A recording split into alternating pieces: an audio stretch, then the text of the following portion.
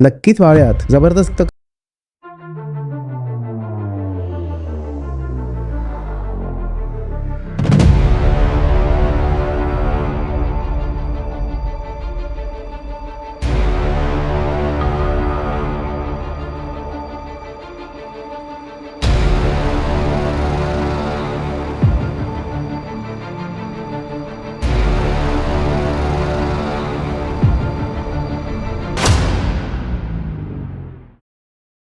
कुठे तो तरुण जो या पृथ्वीच्याच येऊ घातलेल्या अकाली मृत्यूला रोखण्यासाठी विद्रोह करायला तयार आहे? सांगा, बोला. अमेरिकेत यावेळी क्लायमेट विरोधात जगातील सर्वात मोठा अपराध चालू आहे.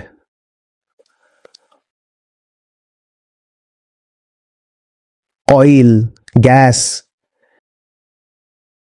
यांच्या उत्खननाचे, त्यांच्या शुद्धीकरणाचे आणि मग त्यांच्या निर्यातीचे परवाने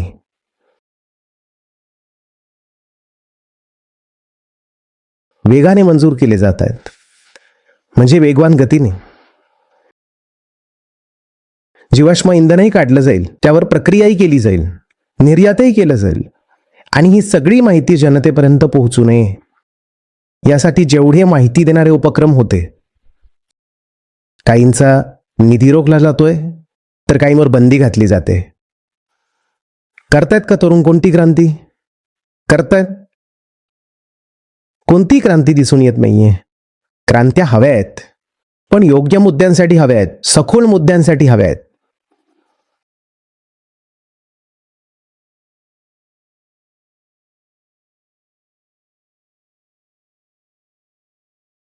आत्ता काल रात्रीची किंवा परवा रात्रीची गोष्ट आहे.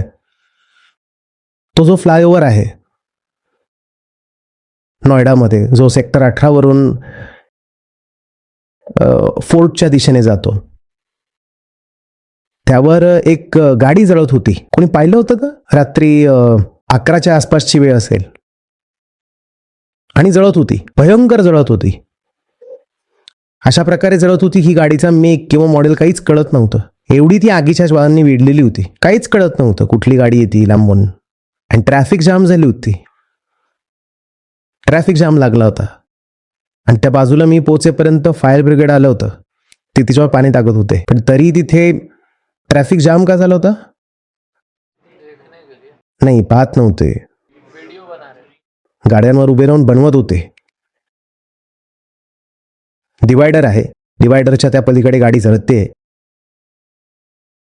आणि या अलीकडे गाड्यांवर उभे राहून राहून कोणी बोनेटवर असा चढलाय, एकतर गाडीच्या वरच उभा होता टपावर, तिथून बनवत होते की इथून मस्त सीन येईल, काही अडथळा नाहीये.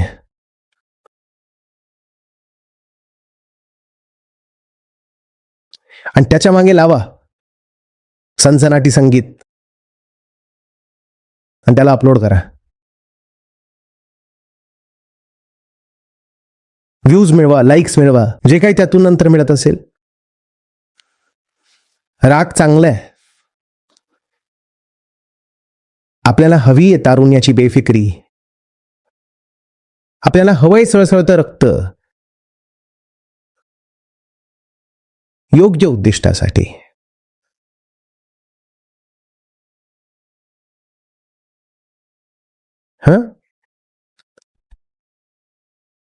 नाहीतर जे आपल्याला बंधनात ठेवतात ते जिंकतील, अगदी जिंकून जातील. छोटं ध्येय द्याल जर क्रांतीला, तर आग थंड पडेल, ते ध्येय मिळून जाईल. जर ध्येय एवढंच आहे की सरकार पाडायचंय, तर सरकार पडेल. सरकार तर एवढी येतात, निघून जातात.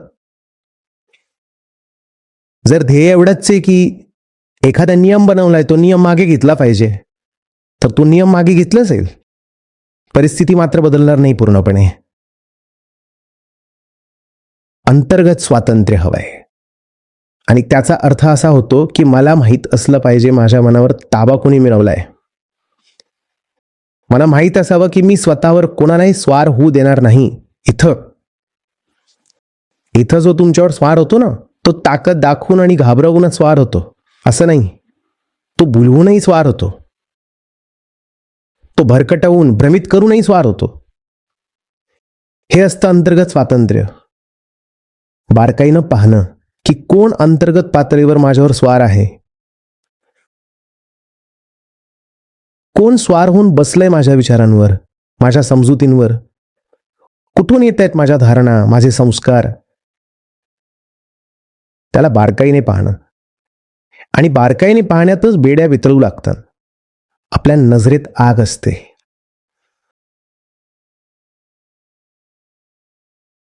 ही असते संपूर्ण क्रांती. हो, त्यानंतर मग जर दिसलं की बाहेर कोणी आहे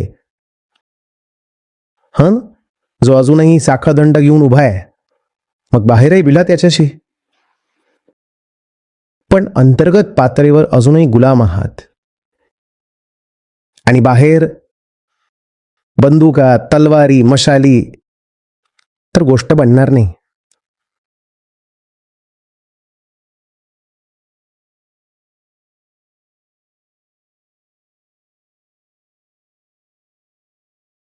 बरोबर की नाही?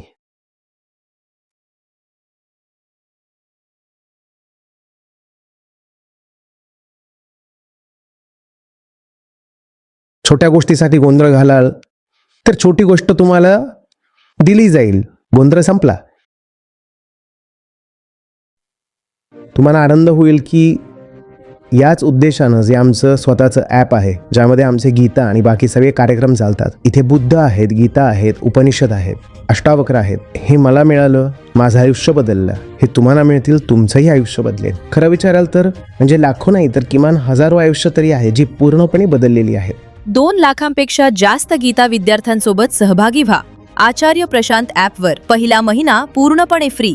गीता मिशनचा संपूर्ण ॲक्सेस. ॲपवर तुम्हाला मिळतील नियमित लाईव्ह सत्र, प्रत्येक दिवशी आचार्य प्रशांत यांचे विशेष संवाद, गीता कम्युनिटीचा ॲक्सेस, गीता परीक्षा, निवडक बातम्या, ऑडिओ बुक्स, कोट्स आणि बरेच काही. गुगल प्ले स्टोअर किंवा ॲपल ॲप स्टोअरवर आचार्य प्रशांत सर्च करा आणि आत्ताच डाउनलोड करा.